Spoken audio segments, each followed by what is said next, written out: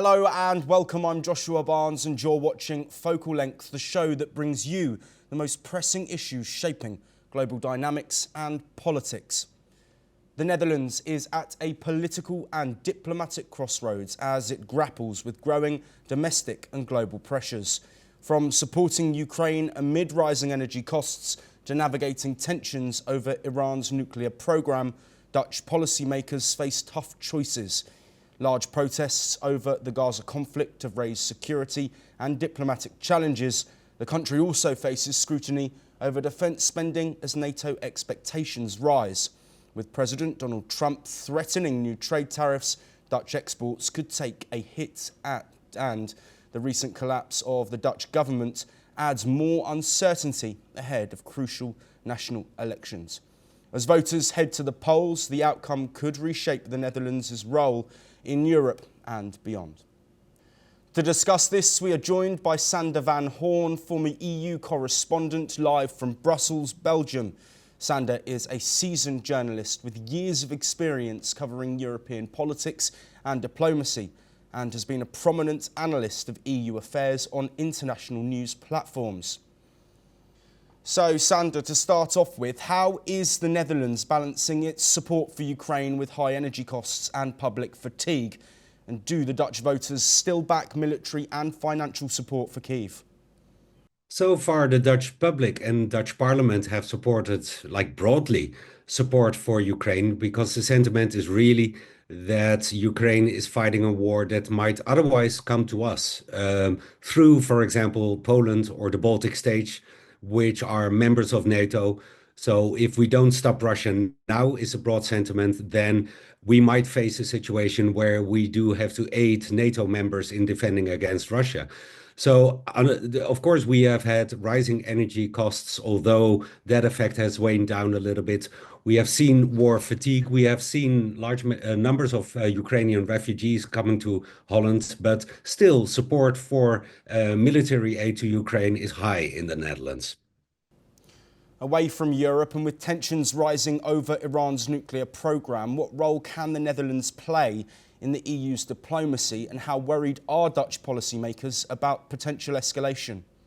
They were worried, of course, about the escalation with Iran because especially when it comes to Israel, the stance of Dutch politicians, like across the spectrum, is that negotiations should be tried before anything else. And also with Iran, you have seen when the nuclear deal was reached in 2015 that the Dutch government played an active part in the negotiations between the European countries, Russia and China, and Iran. And I think we still think that is the way. I think most of Dutch politicians did not prefer the military option to be played out. However, no one really spoke bad about it because it is Israel, and Israel has a special status in Dutch politics, still has. So that's why I think the majority of Dutch parliament and especially the Dutch government was glad that the war, the 12-day war, was over. And they hope that negotiations will take place and that the matter can be resolved in a peaceful way from now on. Staying in the Middle East now, and the Gaza conflict has sparked big protests in Dutch cities. So how is the Netherlands managing public opinion, security concerns, and also its stance towards Israel and Palestine?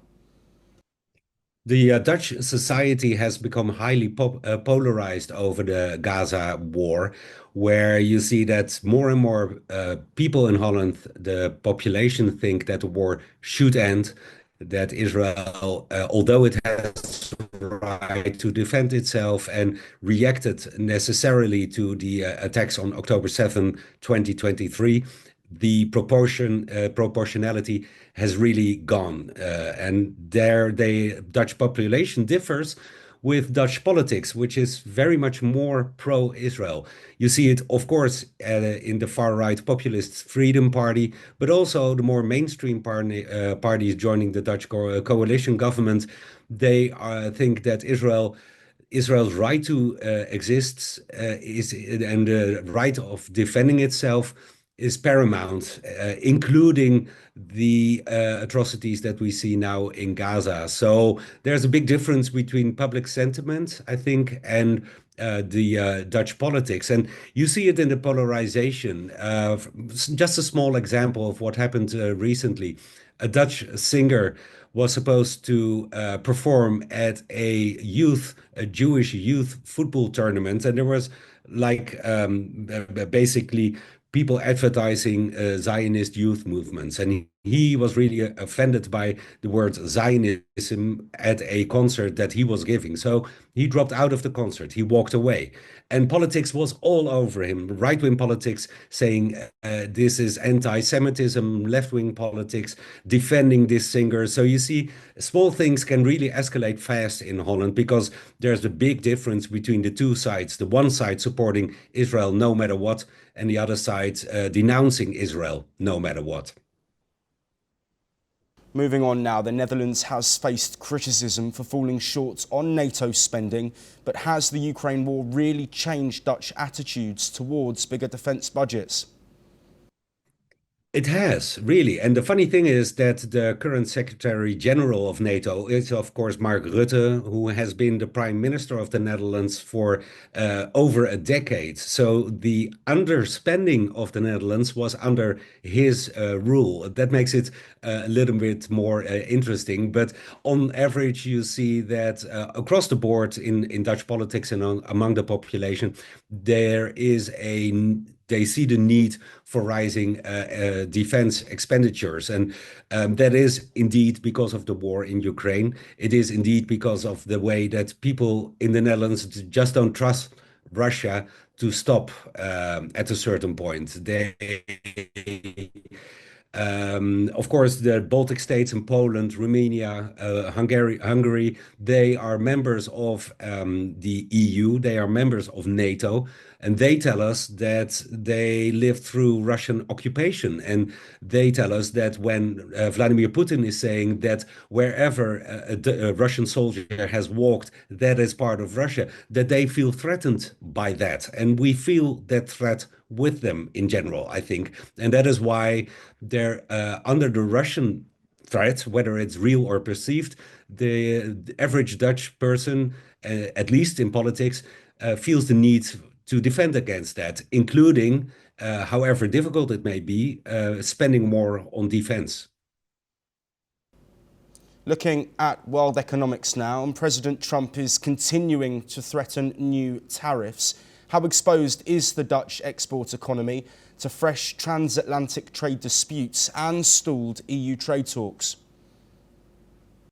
Among the European economies, I think the Dutch economy is very exposed to tariffs. That's why the Dutch government way back joined the first stages of the European Union in the first place, because we know that removing trade barriers hugely benefits the Dutch economy. And we are exposed as a trading nation. Look at the port of Rotterdam, for example, one of the biggest ports, also ships from India arriving here with goods, not only for the Netherlands, but also like in transit to other European countries. So we are exposed. We have a high quality steel mill here, Tata Steel, Indian company, by the way, that is producing high quality steel that is used, for example, in American cars, American industry. So tariffs on Dutch steel going to America will have an immediate effect on Dutch economy. So that's why the Dutch government is pushing behind the scenes on the European Commission to close a deal with at least tariff friction as possible.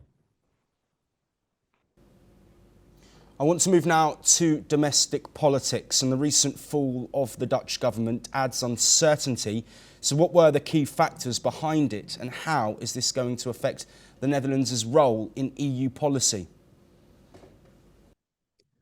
The Dutch government fell over disagreement over migration politics. The far-right populist Freedom Party is really gaining on issues relating to migration and the wish to be more strict about who is allowed into the Netherlands and who is not. They, for example, want to have border controls on the Dutch borders, even with other European countries. And they felt that they didn't get enough support of other members of the coalition government. So they withdrew their support because they think they can gain in the next election of the Freedom Party wants to be the new prime minister after the elections. Now, the effect on the Dutch position in EU politics is there, of course. I mean, it is a government that is not fully in business because there's new elections coming up. However, in this community of nations, which is the European Union, there's always an incumbent government. There's always a government that is facing a confidence vote at home. So they are used to just working with the government they have until there is a new government after elections. It's just the way it works. And they look at other factors as well, which is, for example, the size of the country, the size of the economy. And those are things that do not change after the fall of a cabinet or waiting until new elections. So I don't think that you should overestimate the effect of the fall of the Dutch government in EU politics. And with the Dutch elections approaching, what issues will decide the vote, and how might the results reshape the Netherlands' place in Europe and its global approach? Of course, Dutch elections will only be held in October, so there's still a long way to go. And you will see parties trying to frame what the elections are about. The far-right Freedom Party of Geert Wilders will try to make the elections about migration because that is their subject. And they know that if that is the subject that is being talked about, they will gain. And that's why other parties will want to move away from that subject, move it, for example, to the climate change or to the threat of Russia and the need for European security, because they know that the Freedom Party of Geert Wilders really does not have an answer to those questions. So the frame, the subjects that are being talked about will in a large part decide the outcome of the elections. So whether the Freedom Party will gain or the Liberal Party or the Social Democratic Party, I mean, it's all up for grabs. They are basically tied in a neck-on-neck race, but a lot can happen in those 5 months that await until the Dutch elections are being held. Well, I want to thank Sander van Hoorn for joining us and providing insight on this episode of Focal Length. And with that, it's a wrap on the episode. For more global news, make sure to stay tuned on NewsX World.